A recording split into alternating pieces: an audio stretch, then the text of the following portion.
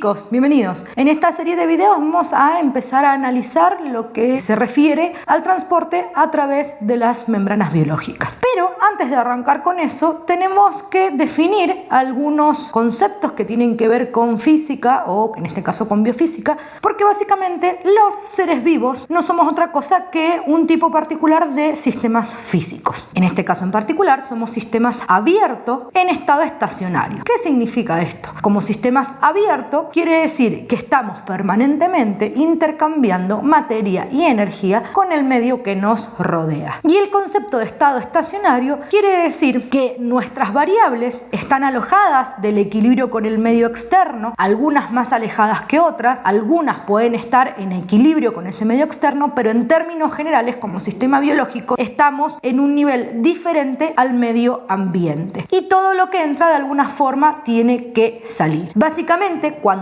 todas nuestras variables físicas son iguales a las de nuestro medio ambiente, estamos muertos. Entendido ahora a los seres vivos como sistemas físicos, para empezar a hablar un poco de transporte, tenemos que definir algunas variables. Y empecemos por el caso de la energía. Ustedes ya habrán visto, o no, que la energía la definimos como la capacidad de realizar un trabajo. ¿Qué quiere decir esto? Supongamos que yo tengo este autito y acá tengo este fibrón. Si yo pongo el autito acá arriba, lo que va a haber almacenado este autito es energía potencial, en este caso gravitatoria. Es una energía que se asocia con la altura a la que se encuentra el autito de su nivel de referencia, que en este caso es la mesa. Fíjense que si yo largo el autito, ¡clic!, desplazó al fibrón. Entonces, la energía potencial gravitatoria se transformó en trabajo al chocar y desplazar a este fibrón. No es lo mismo lo que se desplazó el fibrón y la velocidad que adquirió el autito con esta pendiente y con esta X cantidad de energía gravitatoria, que si yo ahora el autito lo largo de mucho más arriba. ¿Por qué? Porque ahora esta altura, al ser mayor, hace que el autito tenga más energía potencial que la que tenía antes. Por lo tanto, cuando baje por la pendiente,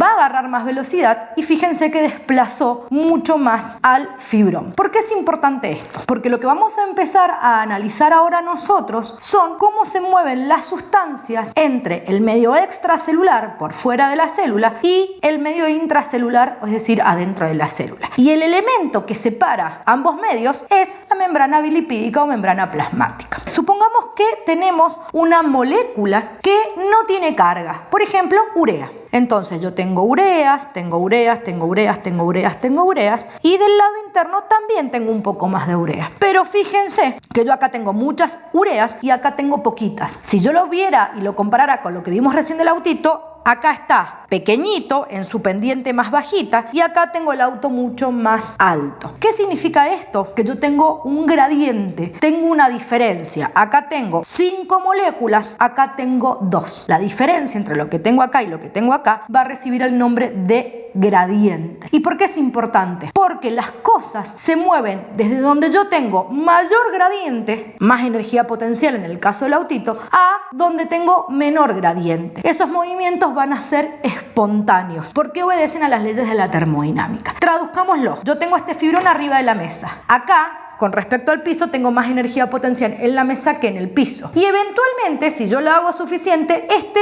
fibrón puede caer espontáneamente al piso. ¿Qué quiere decir? Que cuando yo me muevo de una zona con mayor concentración o mayor gradiente a una de menor concentración, ese fenómeno es espontáneo. Pero si yo ahora lo que quiero es que el fibrón suba del piso a la mesa, eso no va a ocurrir espontáneamente. O esperemos que no, porque si no me va a dar flor de julepe. Yo voy a tener que realizar un trabajo sobre ese fibrón, aportarle energía para reponerlo a su posición inicial. ¿Qué significa esto? Que los movimientos que ocurren desde donde yo tengo más gradientes a donde tengo menos gradientes ocurren espontáneamente. Pero si yo quiero ir de donde tengo poco gradiente a donde tengo mucho, yo tengo que hacer un aporte de energía para que eso ocurra. En este caso, fíjense que hablamos de moléculas que no tenían cargas. Cuando lo que se está moviendo son justamente moléculas neutras, el gradiente está únicamente dado por su concentración. ¿Qué quiere decir? Acá que tengo 5, tengo más concentración de este lado que tengo 2. Y si la membrana permite que estas moléculas pasen, espontáneamente van a entrar a pasar estas moléculas para este lado hasta que aproximadamente se igualen las concentraciones a uno y a otro lado. En ese momento, cuando las concentraciones sean exactamente igual a uno y a otro lado, se va a detener el flujo neto de sustancias a través de esta membrana. Entonces, este gradiente recibe el nombre de gradiente químico porque únicamente depende de la concentración de sustancias que yo tengo a ambos lados de la membrana. Ahora, lo que puede ocurrir en otro caso, en los sistemas biológicos, es que yo no tenga moléculas neutras, sino que tenga moléculas con carga,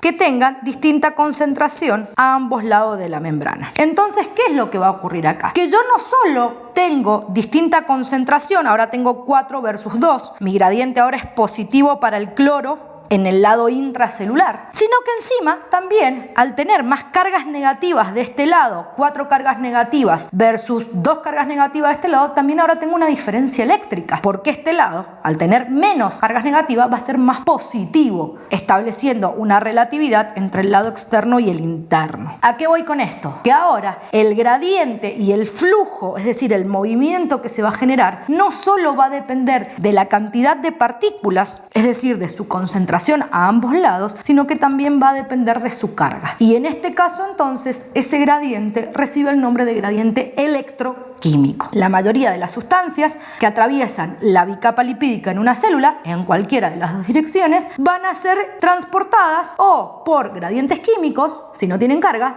o por gradientes electroquímicos, si aparte de la diferencia de concentración hay diferencia de cargas. Dicho todo esto, vamos a definir muy rápidamente los tipos de transporte que existen, porque después en los próximos videos vamos a analizar cada uno de estos casos en particular. El primer tipo de transporte, hablamos de un transporte sistémico, de movimiento de grandes masas de elementos, y eso se conoce como flujo global. El mejor ejemplo es la circulación sanguínea. Por otro lado, lo que puede ocurrir es que yo transporte moléculas que sean relativamente pequeñas o de bajo peso molecular. Y ahí va a depender la forma en que se mueve, cómo lo voy a clasificar. Si la sustancia que se está moviendo va desde donde yo tengo mayor concentración a donde tengo menos concentración, ese transporte se conoce como transporte pasivo, porque como ocurre a favor del gradiente no requiere energía. Sin embargo, en algunos casos lo que yo quiero mover tiene que ir desde donde tengo poquito a donde tengo mucho. En ese caso se conoce como transporte activo y requiere un gasto de energía. Entonces, la clasificación pasiva o activa obedece exclusivamente a la dirección en la cual se mueve la partícula, a favor o en contra del gradiente, y por lo tanto así requiere o no gasto de energía.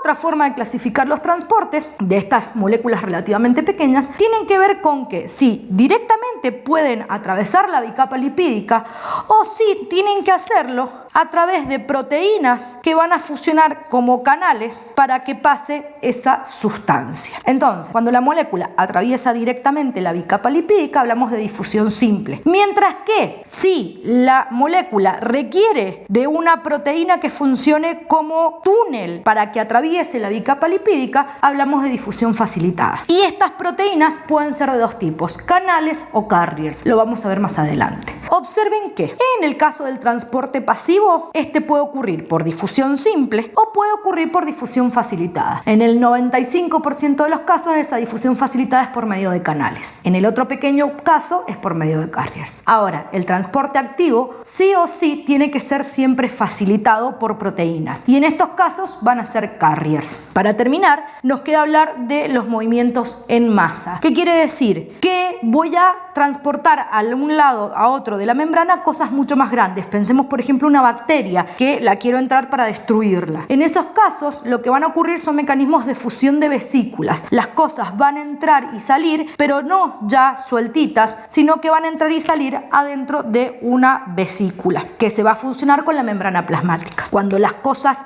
entran se llaman endocitosis y pueden ser de tres tipos: fagocitosis, cuando lo que entran son macromoléculas o ya inclusive por ejemplo células; pinocitosis, cuando lo que entra mediado por una vesícula son sobre todo líquidos y moléculas disueltas en ese líquidos; o endocitosis mediada por receptor, cuando para que ingrese la sustancia previamente tiene que unirse a un receptor de la membrana. El caso contrario, cuando lo que está ocurriendo es que yo tengo un elemento en el citoplasma y lo quiero sacar, se llama exocitosis. Con esto tenemos una buena idea de lo que es el transporte a nivel general. Como ya les dije, en los próximos videos vamos a analizar punto por punto.